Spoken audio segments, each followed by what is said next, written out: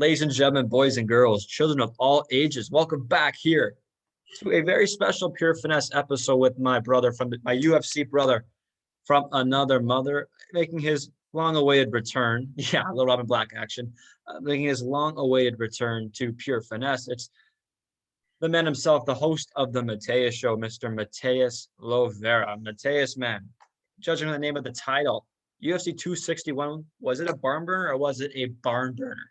I think that's maybe top 5 cards of all time. If we're looking in the last decade or so, I think it's top 5 all time. Right up there with right up there with the Conor Khabib card, the GSP cards, the Nick Diaz cards.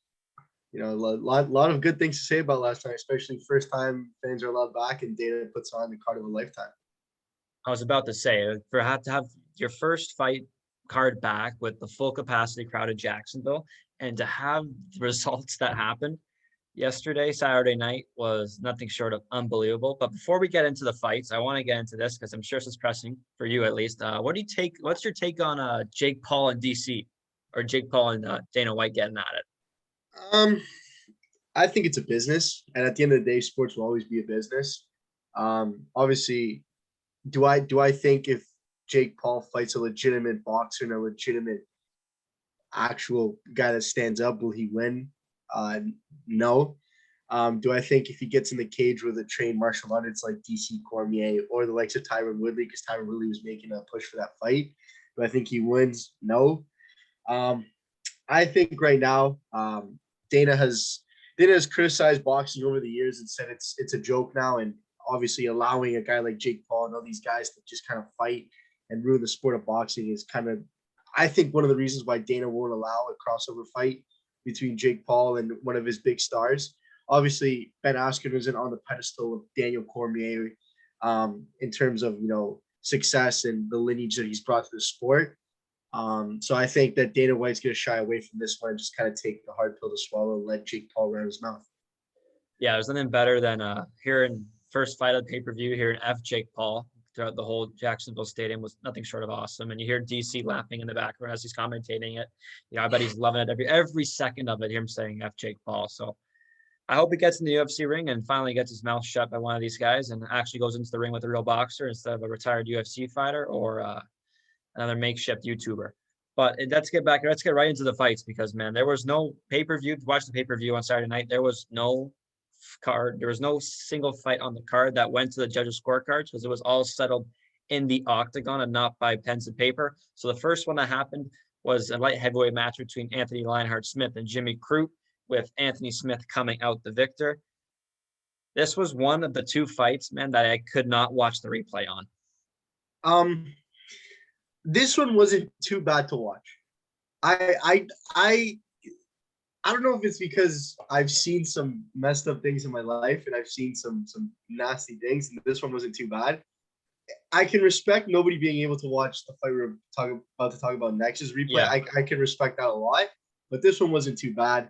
It's a clean leg kick by Anthony Smith right to the top of the quadricep.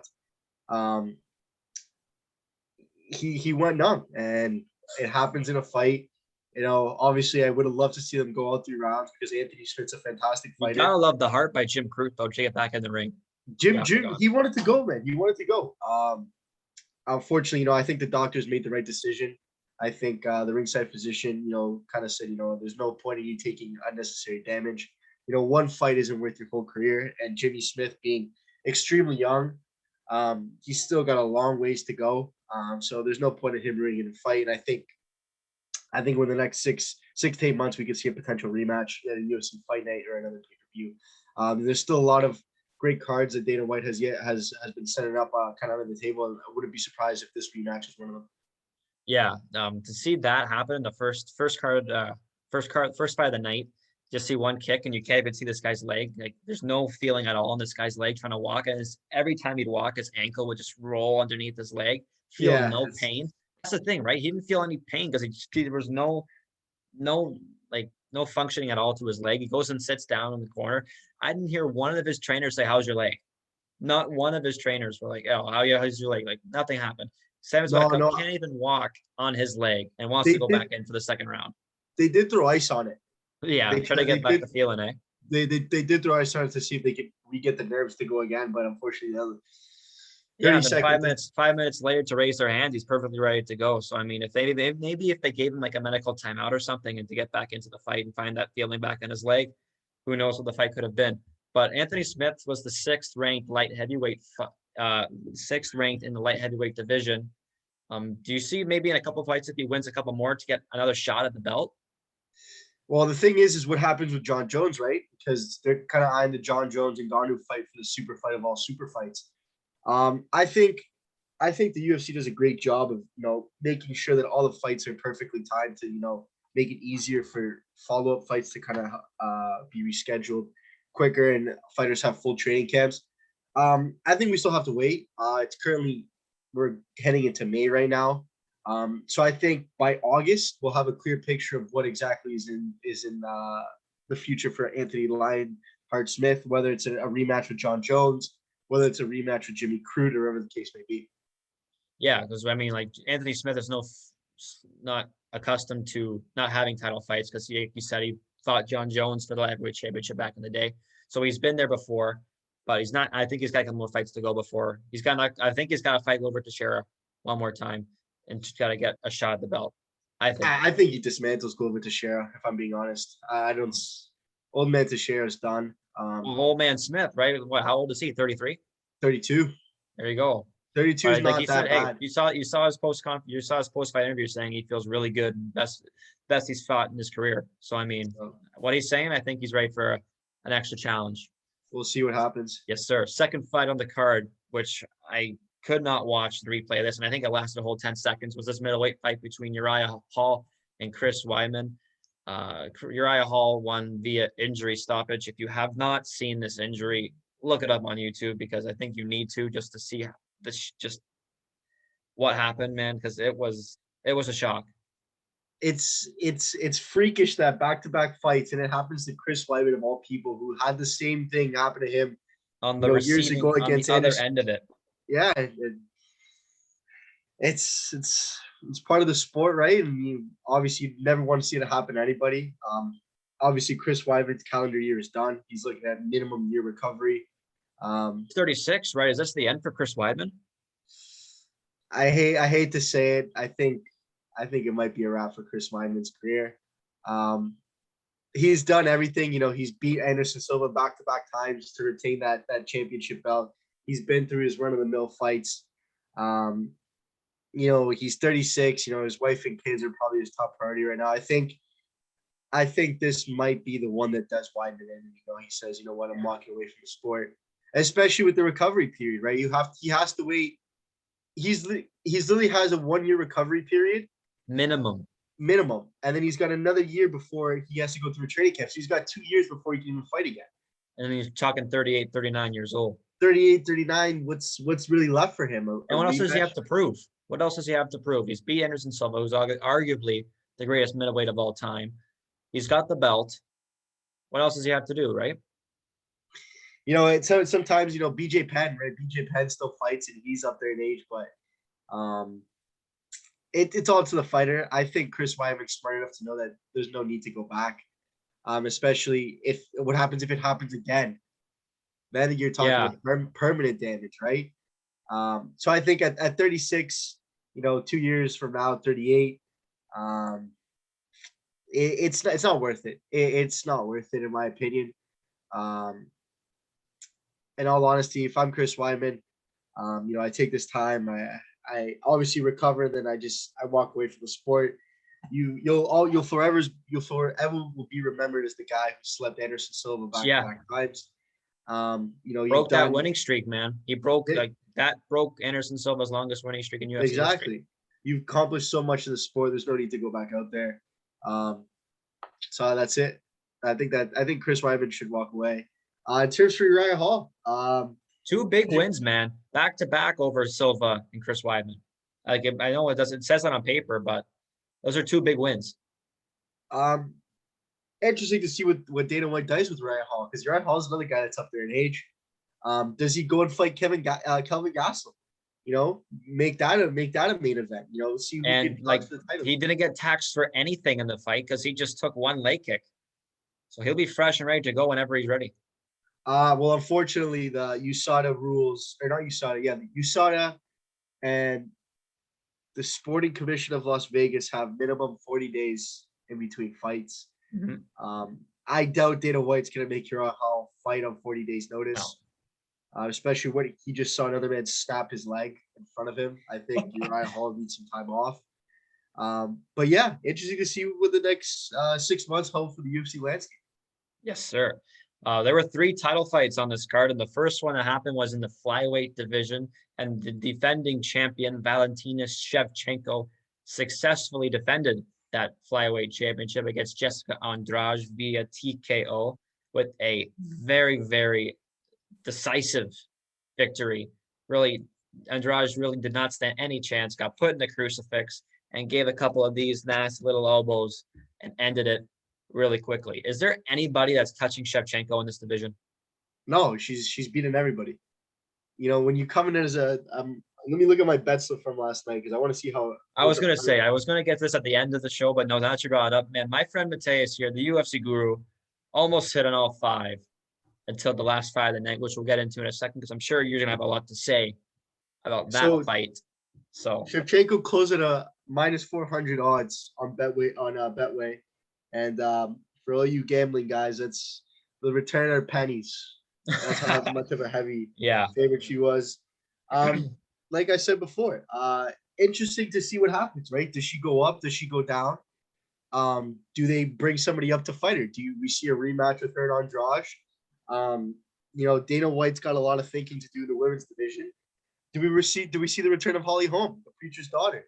Misha Tate, do we look at Ronda Rousey potentially? Ronda Rousey. I mean, we're do we see her step up and wait and take on the GOAT? The Lioness. That's another thing we have to look at. I think if Dana's thinking about doing Jon Jones against Ngannou, I want to see Shevchenko Nunez as the co-main event. But then how about I do you one better? Oh, I'm listening. How about you make an entire card full of all title fights? Well, wouldn't that be like the WrestleMania of UFC? You did 3, right? What's adding 2 more? Exactly. And you know what? The way it went Saturday night, it felt like 5 title fights. And then you stack your prelims anyways. Your prelims weren't bad. Cowboy Charles Oliveira had a good fight. It got choked out, but other than that, the prelims were really well done. Yeah. Do you stack it? Do you go for the Hail Mary of them all? Dana White's a big Tom Brady guy. Takes a risk. And UFC's in a really good spot right now for how much talent they have in all the divisions. I think they could definitely pull out the 5 title fight. Easily. I think Dana White can. If there's one sport that can stack a pay-per-view like that, I think it's the UFC. 100%. Especially now because not a lot of sports are allowing fans. Do you know the gate that they would draw on pay-per-view and live gate as well? Yeah, I know you're saying this stuff, and I think when COVID, when restrictions are all out here, and you can fill 100,000 fans into Jerry's World and AT&T Stadium, I think you're going to see a 5 title fight card. I think you owe it to the UFC fans for that to happen. I think Texas might be the next move for Dana. Well, I think UFC 262 is in Houston. Yeah, so he's going down to Lone Star State anyways. He's also been in talks with Arizona. Florida said they'd welcome him back, no problem. Vegas in July, right? So he's doing all the Democratic Republic. I'm trying to get my politics right. He's Republican, big Trump guy. So he's doing all the Republican states, right? Mm-hmm. So he's got big Trump guy, Dana White. He's got the entire South willing to open up their doors and let everything ride. And they've been dying for live entertainment for a while at full capacity. So you could jack ticket prices as much as you want because he'll pay. Hey, you got 5 all those Republican guys open their pockets to Dana. Come on. No worries. So I think if you're gonna go all out, Jon Jones and Ngannou, Shevchenko, Lioness, you give Adesanya another fight against another potentially Kelvin Gastelum. Bring Khabib back. Adesanya versus Khabib. You might as well do it. Who was it? It's what? McGregor was opening his mouth about Kamaru Usman. That's not gonna happen. Oh, we'll get to that in a second. But the fight before that one, strawweight division, saw the only title change of the night. Rose Thug Rose Namajunas defeating Zhang Wei Li via knockout with a very nasty head kick to take home the strawweight championship for her second time in her MMA career. Man, you saw how genuinely happy she was after the end of the fight, and you saw even before how determined she was when Bruce Buffer was saying her name, saying, "I'm the best." That was one of the best scenes I think I've seen from that Saturday night. No, you're right. She fought a good fight. That head kick, man. That head kick. Unfortunately, I was gonna say, man, did you agree with the stoppage? Keith Peterson doesn't play around. I think he's one of the top 5 referees in the MMA right now. I put him right up there with Big John, Dan Miragliotta, Herb Dean, man. Herb Dean. I listen. She was out. Keith Peterson allowed her to fight back. Keith Peterson let her take a couple punches, and she didn't defend them, and he said it's a wrap, right? She watches the replay. I think she understands that she was out cold. She didn't know where she was. If you watch the replay, and anybody who watches the sport understands that the majority of referees will allow you, once you get slumped on the ground, to give you a chance to see if you'll fight back. And I think Keith Pearson is one of those guys that exemplifies that and lets fighters try to fight back. And he saw that Wei Li, didn't need to take those extra punches from Thug Rose. In all honesty, it was a great stoppage. I agree with it, and hopefully this makes for a rematch in October, November. Yeah, I thought it was the right decision as well. Keith Peterson is definitely a no-nonsense official because, I think he's going to give everybody the benefit of the doubt to get up and fight back, which I think, for what the circumstances happened, she was seeing stars, man. Like, she got that right on the button of the chin, knocked out cold. She said she was conscious, but her eyes were like in the back of her head, didn't know what was happening, got punched a couple hammer fists later, and Keith Peterson's waving it off. Definitely the right decision. And I think the best fighter won, Rose Namajunas. I think it does line up, like you said, for a rematch in a couple of months. So I'll be really, really excited to see when that happens because Thug Rose is a badass, man. No, I completely agree. And I think historically, I think she matches up with some of the greats of the sport. Could be interesting to see. Does she now revoke? Does she now say, "Hey, maybe I don't want a rematch with Wei Li. Maybe I want somebody else"? Little Joanna action. Maybe. Right. You never know, right? Because you never know.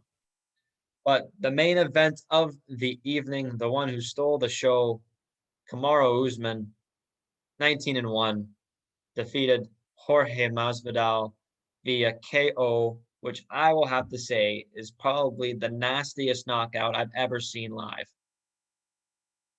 And I know, Mathias, this fight was your ticket to be in the black. Am I right or am I right?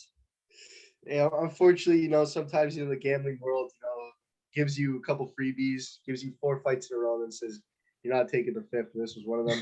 Hey, man, fair play to Usman. He set out he was gonna sleep him, and unfortunately, I didn't lose $50,000 like Chad Ochocinco, so I'm happy with that. Yeah. But what I gotta say is I didn't think Masvidal needed to do all that taunting.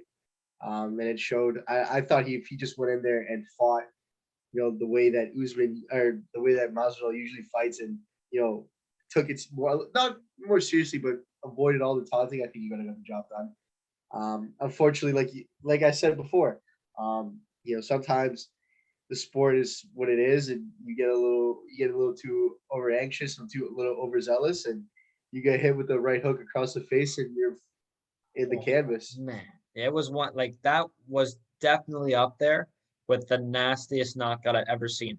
That one, and I would say a year ago, actually, the Francis Ngannou Jorginho Rosenstrike fight a year ago, but in Jacksonville, when you saw Ngannou give him one of these, that's up there. And I would say Ngannou Overeem when he busted his lip, my top 3 knockouts of all time. Yes, that I've seen live, I should say.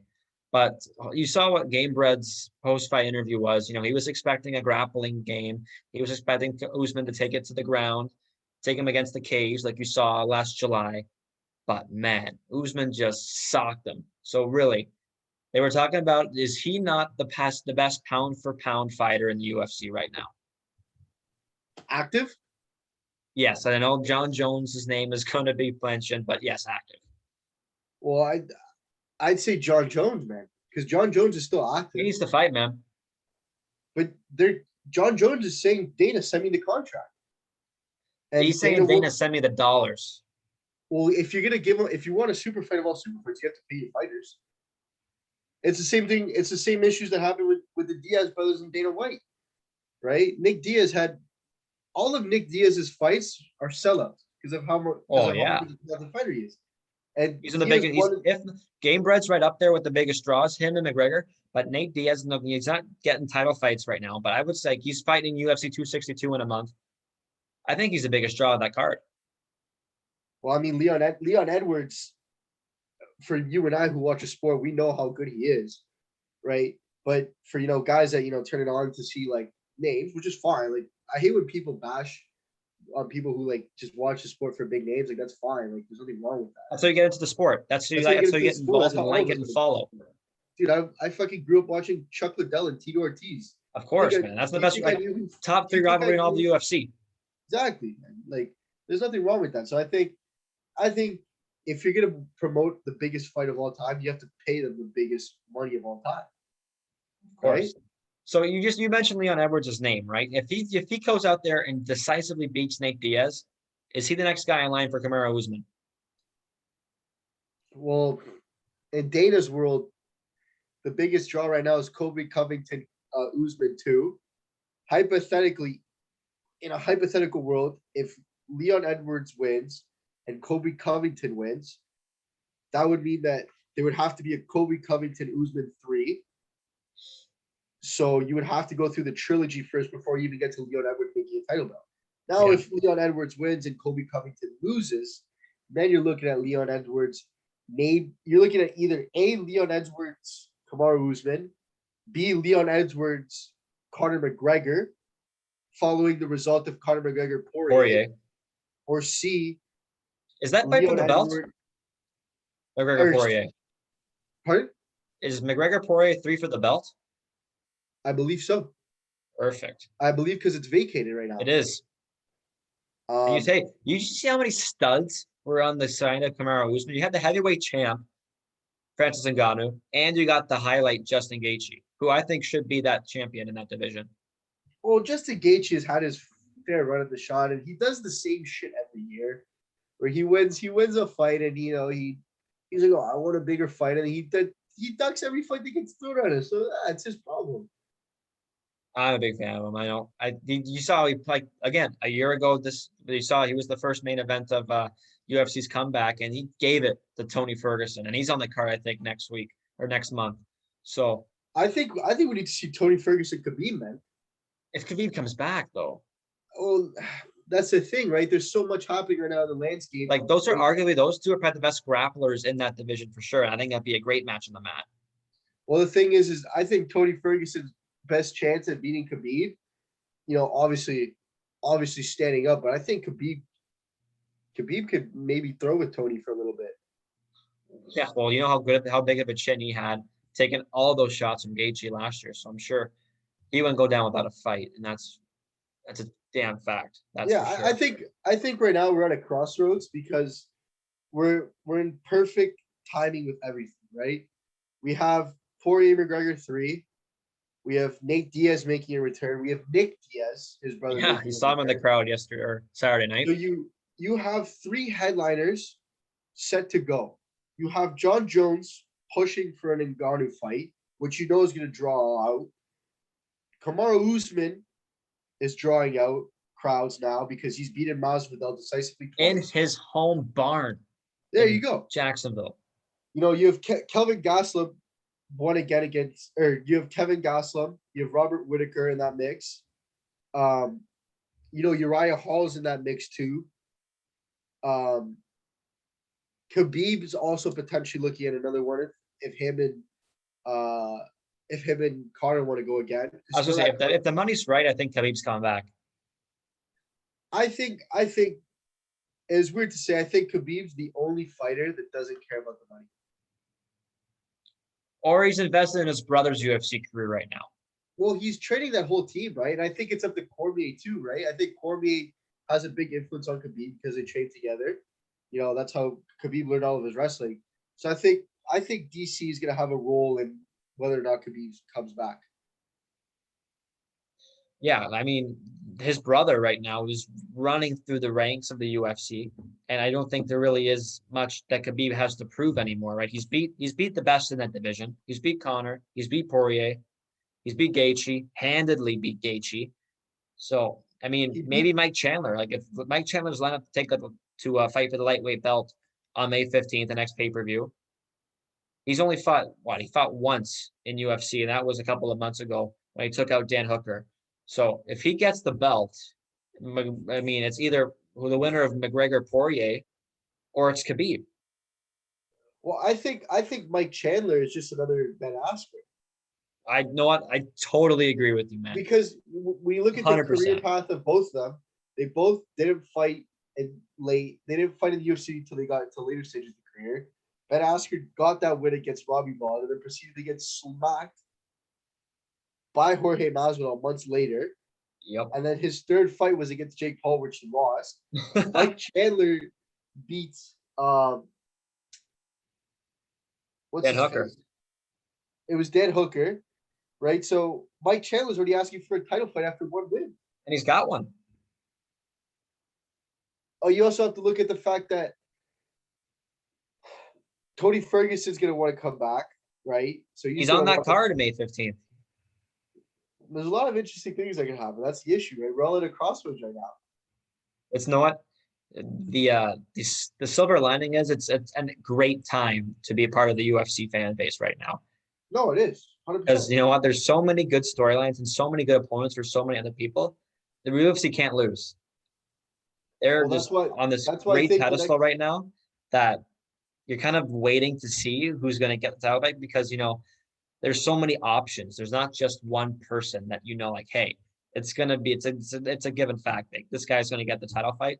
There's like 2, 3, 4 people in each division that really have an opportunity to get at the title fight. Not to say that they all have equal chances because really the champions right now are just that much better than the rest of the field for obvious reasons. But I think the lightweight division is really up in the air because I don't think Mike Chandler's going to can beat McGregor. I don't think he can beat Poirier. I don't think he can beat Ferguson. I don't think he can beat Gaethje. So I think you're going to see a lightweight championship very, very soon after this Mike Chandler fight. Well, I pose a question to you, right? If Nick Diaz comes back, right, do we potentially see a Nick Diaz GSP fight? If he beats Leon Edwards, I think it has to be in the conversation. No. I'm saying not Nate, Nick. Oh, Nick. You know what? If Nick comes back, which he is, and Nick goes and beats whoever Dana throws in front of him, do we see Nick Diaz and GSP? I think you have to. I think that would be a money-making juggernaut. That would be a nice prelim card for like the WrestleMania of UFC if they haven't gotten to Jon Jones. Yeah, I think you might have to throw it in there, right? Because GSP technically hasn't announced his retirement from the sport. No, he's making those Bet99 commercials like it's making He's living life right now. So I'm sure he doesn't mind extra. If he's making Bet99 commercials, I think he's asking for some cash.